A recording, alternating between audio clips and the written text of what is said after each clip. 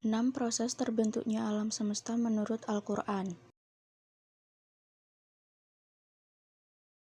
6 hari ini bukan seperti 6 hari yang kita rasakan di bumi ini sekarang, karena pada saat itu belum ada bumi yang mengelilingi matahari.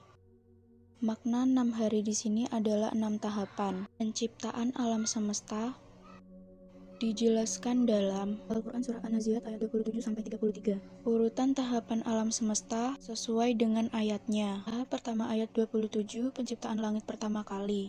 Antum asyadu khalqan amis sama'u bannaha. Jika kita kembali ke masa lalu, maka kita akan melihat alam semesta masih berupa titik yang satu yang padat, yang panas kemudian meledak dan menyebarkan materi kemana-mana. Tahap kedua ayat 28 mengembangkan dan menyempurnakan. Rafa'a samkaha fasawaha, dianalogikan semesta yang mengembang, sehingga benda-benda langit saling menjauh dan langit sendiri semakin meninggi. Adapun kata penyempurnaan berarti alam semesta tidak serta-merta terbentuk tetapi terus berlangsung pembentukan itu. Tahap ketiga ayat 29 penciptaan tata surya.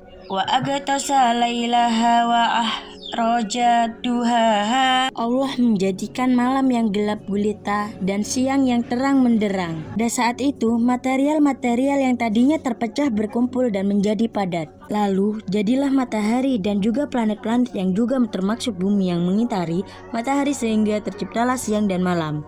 Tahap keempat ayat 30 dibuatlah daratan di bumi. Wal arda ba'da zalika dahaha. Pada saat awal pembuatan bumi masih berupa debu-debu tipis, kemudian berkumpul debu-debu itu sehingga jadilah bumi. Tanah dibuat menjadi dataran rendah dan juga dataran tinggi serta hamparan luas yang tak terhingga. Tahap kelima ayat 31 munculnya air di bumi. Ahraja minha ma'aha wa mar'aha. Air diperkirakan berasal dari komet-komet yang menabrak bumi pada saat atmosfer bumi masih tipis.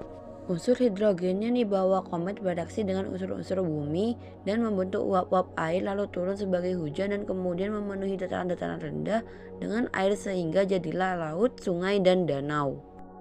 Lalu muncullah tumbuhan-tumbuhan yang memulai peranan untuk menyeimbangkan ekosistem bumi.